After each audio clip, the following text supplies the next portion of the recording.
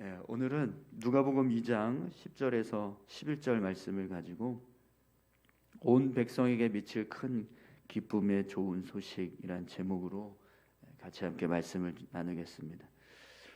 어제 말씀에서 우리가 예수님이 얼마나 미천하고 또 연약한 모습으로 이 땅에 오셨는가를 함께 살펴봤습니다. 사실 오늘 본문 말씀도 어제 우리가 나눴던 본문의 일부인데요. 세상을 구원하시기 위해서 오신 메시아가 이제 자신의 탄생을 맞이할 안락한 장소도 구하지 못하고 마국간에서 강보에 쌓여서 구유에 누워져 있는 모습을 우리가 보았습니다. 과연 그 모습이 이 아이가 세상을 구원할 메시아가 될 수 있을까, 그런 의문이 되는 그런 연약하고 또 미천한 모습으로 예수님께서 이 땅에 오셨습니다. 그만큼 예수님의 탄생은요 연약하고 미천한 모습이었어요. 그러나 여러분, 오늘 본문에서 천사들은요 그런 예수님의 탄생이 온 백성에게 미칠 큰 기쁨의 좋은 소식이다라고 말씀하고 있습니다. 그럼 여러분, 왜 이렇게 미천하고 연약한, 가난하고 또 볼품없는 이런 어린 아이의 탄생 소식이 온 백성에게 미칠 큰 기쁨의 좋은 소식이 될까요? 오늘 말씀을 통해서 예수님의 탄생이 왜 우리에게 온 백성에게 미칠 큰 기쁨의 좋은 소식이 되는지 그 이유를 같이 함께 좀 묵상하도록 하겠습니다. 오늘 본문 말씀을 보면 천사들이 목자들에게요 예수님께서 이 땅에 태어나신 소식을 알리면서 이렇게 이야기합니다. 온 백성에게 미칠 큰 기쁨의 좋은 소식이 있다. 그러면서 그 이유를 설명하고 있습니다. 우리 10절 11절 말씀 다시 한번 보겠습니다. 천사가 이르되 무서워하지 말라. 보라, 내가 온 백성에게 미칠 큰 기쁨의 좋은 소식을 너희에게 전하노라. 오늘 다윗의 동네에 너희를 위하여 구주가 나셨으니 곧 그리스도 주시니라. 아멘. 천사들은 목동들에게 예수님의 탄생이 온 백성에게 미칠 큰 기쁨의 좋은 소식인데 그 이유를 두 가지로 설명하고 있습니다. 하나는 예수님께서 너희를 위한 구주가 되신다라고 말씀합니다. 그리고 또 하나는 예수님께서 그리스도 주시다 이렇게 말씀하고 있어요. 이 두 가지가 온 백성에게 미칠 큰 기쁨의 좋은 소식이 되는 이유라는 거죠. 그럼 여러분, 왜 예수님의 탄생이 이 두 가지 사실을 알려주는데 이 두 가지 사실이 왜 온 백성에게 미칠 기쁨의 좋은 소식이 될까요? 우선 여러분, 첫 번째 사실을 좀 같이 함께 보겠습니다. 너희를 위한 구주가 되신다. 이 말이 왜 과연 온 백성에게 미칠 큰 기쁨의 좋은 소식이 되는가? 여러분, 당시 유대 땅은요 로마 황제인 가이사 아구스도가 통치하고 있었습니다. 그리고 그의 명령을 받아서 구레뇨라고 하는 총독이 이 유대 땅을 포함한 시리아 지역을 다스리고 있었습니다. 그래서 어제 본문에서도 보면 이제 요셉이 호적을 하러 갈 때 이 가이사 아구스도의 명령에 따라서 베들레헴으로 가서 호적을 하는 모습을 기록하는 것을 봤습니다. 이렇게 당시 사람들은요 실제로 다스리고 있는 통치자였던 왕 가이사 아구스도 그의 다스림 속에서 삶을 살아가고 있었습니다. 그리고 이 가이사 아구스도는요 정말 굉장히 강력한 군사력을 가지고 많은 지역을 점령했어요. 그래서 로마 제국을 형성하고 있었습니다. 그래서 실제적인 왕의 모습은 이 가이사 아구스도가 사람들을 다스리는 그런 모습으로 있었던 시대였습니다. 그래서요 사람들이 모든 권력과 힘을 가지고 세상을 이렇게 점령하고 또 통치하고 있는 이 가이사 아구스도가 바로 진정한 구원자다 이렇게 생각을 했다고 합니다. 왜냐하면 가는 곳마다 그 땅을 지배하고 전쟁을 통해서 그 땅을 다 점령해 버리고 그 땅에 살고 있는 모든 사람들을 다 통치하는 그런 모습을 보여주니까 사람들이 이 가이사 아구스도야말로 진정한 구원자구나 이렇게 생각을 했다는 거예요. 그런데 오늘 본문 말씀을 보면 천사는 예수님을 향해서 너희를 위한 구주가 되신다 이렇게 말씀을 하십니다. 예수님께서 바로 이스라엘 백성들의 진정한 구주시다 이렇게 지금 말씀하는 거예요. 그러면 여러분 왜 예수님께서 이스라엘 백성들의 진정한 구주가 되실까요? 여러분 실제적으로 예수님이 이스라엘 백성들을 구원하시는 일을 했습니까? 이 질문의 뜻을 잘 이해하셔야 됩니다. 예수님의 사역을 보면 어떤 정치적인 권력이나 통치력을 가지고 이스라엘 백성들을 구원하는 일은 하지 않으셨어요. 그죠? 그런데 천사들은 예수님을 너희를 위한 구주가 되신다 이렇게 말씀을 합니다. 그럼 여러분 왜 천사는요 예수님이 너희를 위한 구주시다 이렇게 말씀할까요? 여러분 오늘 본문 말씀을 보면 구주라고 하는 단어가 소테르라고 하는 헬라어를 쓰고 있습니다. 이 소테르의 의미가 뭐냐면 구원자라는 구원자, 구주라는 그런 의미를 담고 있습니다. 그런데 이 소테르는요 구약의 하나님을 칭할 때 쓰는 단어로 주로 사용이 돼요.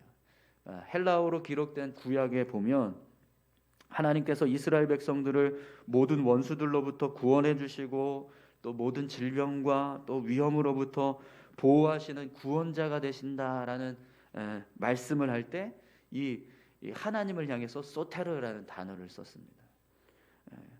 그런데 오늘 본문 말씀에서 구약의 하나님을 호칭하는데 그 호칭하는 단어를 지금 예수님을 향해서 쓰고 있는 거예요. 예수님이 바로 너희의 소테르다 이렇게 지금 쓰고 있거든요. 그럼 여러분 왜 본문은 구약의 하나님과 예수님을 똑같은 호칭으로 사용해서 구주가 되신다라고 말씀할까요? 구약의 하나님과 예수님이 동일하신 분이라는 겁니다. 동일하신 역할을 감당하기 위해서 이 땅에 오셨다라는 거죠. 그럼 여러분 왜 천사들이 예수님께서 너희를 위한 구주가 되신다라고 말씀하실까요? 그 이유는요 하나님께서 이스라엘 백성들을 통치하실 때 여러분 직접적으로 왕의 모습을 가지고 하나님이 이스라엘 백성들을 통치하지는 않으셨습니다. 그렇죠? 그러나 실제적으로 이스라엘 백성들을 구원하시는 구원자는 누구셨습니까? 인간 왕이 아니라 하나님이셨습니다. 우리가 사무엘상 말씀을 계속해서 지금 지난주까지 보고 있었는데 하나님께서 사무엘상 말씀을 통해서 무엇을 이스라엘 백성들에게 계속 알려주고 계시죠?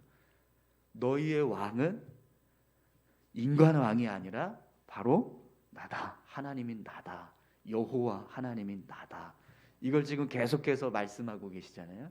그래서 사울 왕이 세워졌지만 그 사울 왕의 통치를 가지고는 제대로 된 통치력을 행사하지 못하는 모습들을 우리가 이제 지난주까지 살펴보고 있었는데 이렇게 이스라엘 백성들을 실제로 통치하시는 왕은 하나님이세요.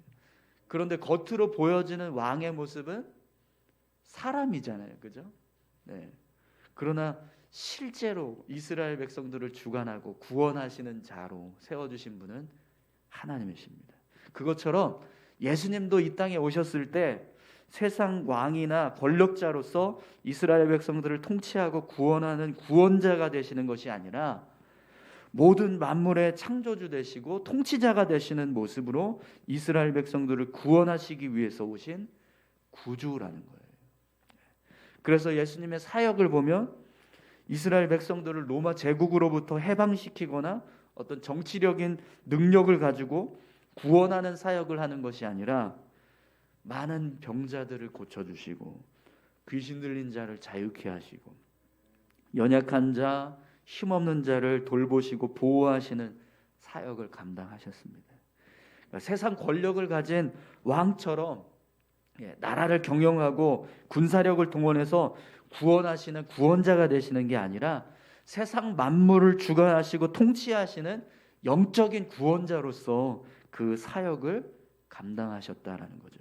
그래서 예수님을 향해서 너희의 진정한 구주가 되신다라고 천사들이 말씀하고 있는 거죠. 여러분, 세상 권력자가 아무리 힘이 있고 능력이 있어도요, 병든 자를 구원할 수 있을까요? 귀신 들린 자를 해방시킬 수 있습니까? 아무리 능력 있는 지도자라고 할지라도 만물을 통치하는 일은 할 수 없습니다. 그러나 예수님은요, 이 땅에 오셔서 모든 질병과 육신의 연약함으로부터 백성들을 치유하시고 고치시는 역사를 이루셨습니다. 또 어둠의 권세를 굴복시키시고 그들로부터 자유케 하시는 구원의 은혜를 베풀어 주셨어요. 모든 만물을 다스리시고 복종케 하시는 능력으로 이스라엘 백성들을 인도해 가셨습니다.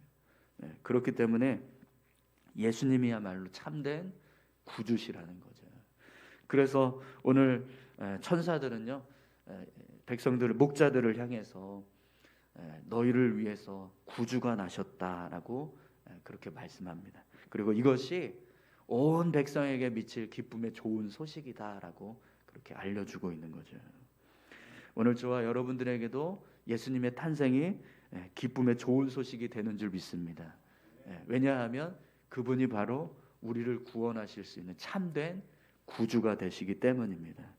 두 번째로 여러분, 예수님께서 그리스도 주시다라고 하는 말씀이 왜 온 백성에게 기쁨의 좋은 소식이 되는가, 그 의미를 좀 같이 함께 말씀을 나눴으면 좋겠는데요.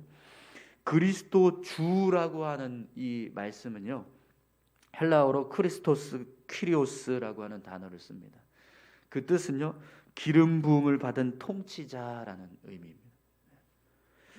천사는 예수님을 이 땅에 다스리는 통치자로 오셨다라는 걸 지금 말씀하는 거예요.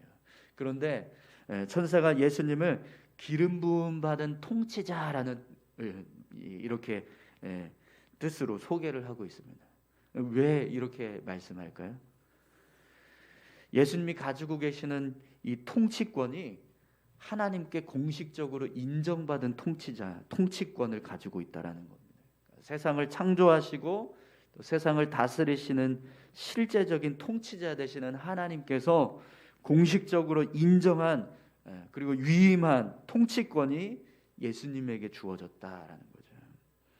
여러분, 세상 왕들은 자신들이 정한 규칙에 의해서 통치권을 소유하고 그것을 가지고 사람들을 다스리는 자로 세워져 있습니다. 그렇죠? 그러나 예수님은요, 하나님께서 인정하신 통치권을 가지고 이 땅에 오셨다라는 거예요. 그럼 여러분, 누가 더 진정한 통치자의 권한을 가지고 있다고 할 수 있을까요? 세상 사람들이 부여한 통치권을 가진 통치자입니까? 아니면 하나님께서 부여한 통치권을 가진 통치자입니까? 네, 하나님께서 부여한 통치권을 가지고 있는 예수님이 진정한 통치자 되시는 줄 믿습니다. 그래서 예수님께서 공생의 사역을 하실 때요, 어떤 일들이 일어나죠? 바다를 향해서 잠잠하라 라고 말씀하시니까 바다가 멈춥니다. 잠잠해집니다. 폭풍을 향해서 멈춰라 라고 말씀하시니까요, 폭풍이 멈췄습니다.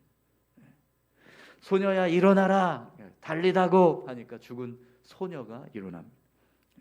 에바다 열려라 라고 말씀하시니까 눈먼 자의 눈이 열려지고 보게 되는 역사가 나타나는 거죠. 모든 피조물과 모든 영적인 존재들이 예수님 앞에서 무릎을 꿇고 예수님의 권세 앞에서 굴복합니다. 왜냐하면 하나님께서 부여하신 통치권을 가지고 이 땅에 오셨기 때문이에요.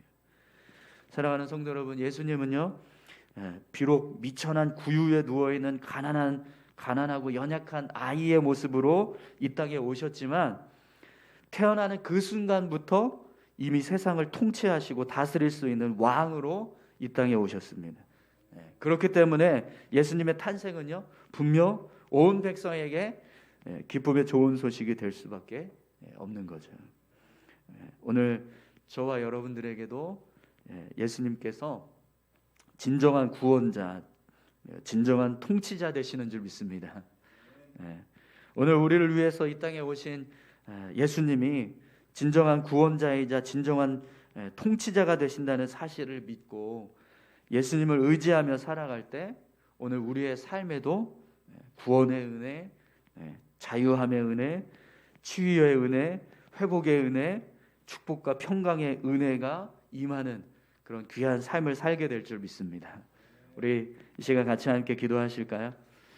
이 땅에 오신 예수님, 비록 그 모습은 미천하고 가난하고 연약하고 한없이 부족한 모습으로 이 땅에 오셨지만 그분은 우리를 위한 진정한 구원자가 되셨고 또 이미 세상을 통치하실 수 있는 왕의 권세를 가지고 이 땅에 오신 통치자였다라는 사실을 우리 성경을 통해서 우리에게 알려주고 있습니다. 오늘 우리의 삶 가운데 예수님께서 구원자 되시고 또 우리를 다스리시는 왕 되신다는 것을 우리가 믿음으로 고백하며 살아갈 수 있게 해달라고 우리 다 같이 함께 기도하시겠습니다. 하나님 아버지 감사합니다.